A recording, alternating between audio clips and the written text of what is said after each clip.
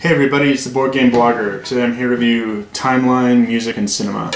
Now, this isn't really a game in the traditional sense of the word. There's no real critical decision making.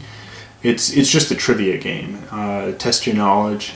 It's good kind of edutainment. And this one, Music and Cinema, it's really just on pop culture. It's not, you know, historical events or inventions or something you'd probably want to more focus on if you're, you know, trying to educate your children. This is really just more, I think this one's more for playing with your friends, just trying to, you know, get into, you know, I guess geeky trivia for pop culture. That's really what it's for.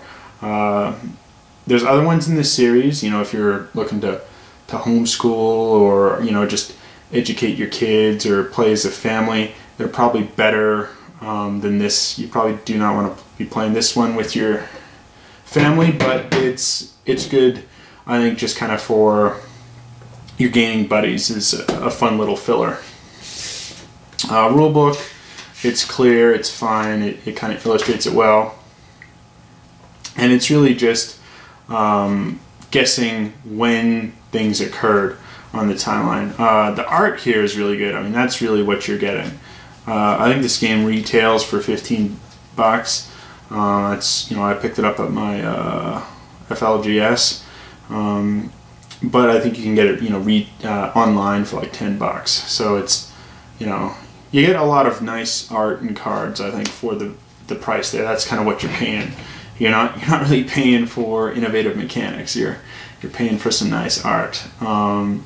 And if that's how you're evaluating a payment, you know, it's quite high. I think if you've ever seen Rodney Smith's channel, he has a pretty good video or two about, you know, what are we paying for? Are we paying for components? Are we paying for the mechanics? It's worth checking it out. And here you're definitely getting your value's worth for the art. But why don't we take a look at how the game plays? It's just this fun little trivia game. Definitely not for everyone. This particular iteration, definitely not for an, you know, education value. I mean, I don't think there's really any value in knowing when, you know, My Heart Will Go On by our favorite Celine Dion here. Facetious. Is coming out, but it's just a fun little game. But let's take a look at how it plays now. So here's basically the game on startup. We have a card here, the Ghostbusters card, and we flip it over to start our timeline. So the movie came out in 1984, and if you zoom in here, it will show, you know, Ivan Reitman, just so you're clear if there's like another Ghostbusters out there. It's clarifying basically who it is. And we're gonna draw, you know, a hand here of 5 cards, and we need to kind of guess when on the timeline, if it happened before or after. So for instance, I've got Love Me Tender by Elvis Presley. Well, I know that happened prior to 1984, prior to Ghostbusters, so I'm going to guess that, and I'm correct, 1956. So that kind of continues the timeline.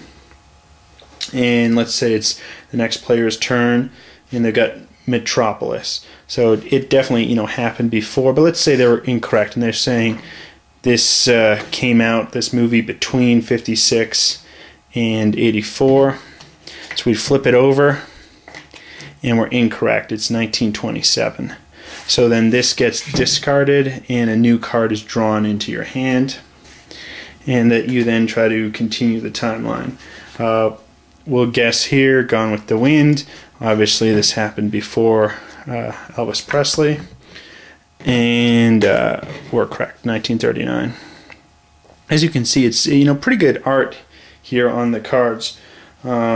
And that's just kind of how you're playing. You're trying to exhaust your hand by playing cards. If you guess wrong, you need to draw the card back into your hand, and kind of first one out on that round would be correct.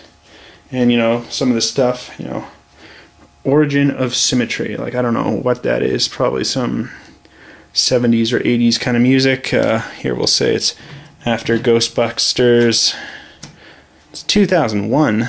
Okay, as you can see, not exactly Mr. Pop Culture here. The first Western will go here, and we're correct. And so that's kind of just how the game plays. It's not, you know, any real critical decision making. It's just a trivia game with good art. It's not for everyone. I think you need to make the decision on your own. Till next time, I'm the Board Game Blogger.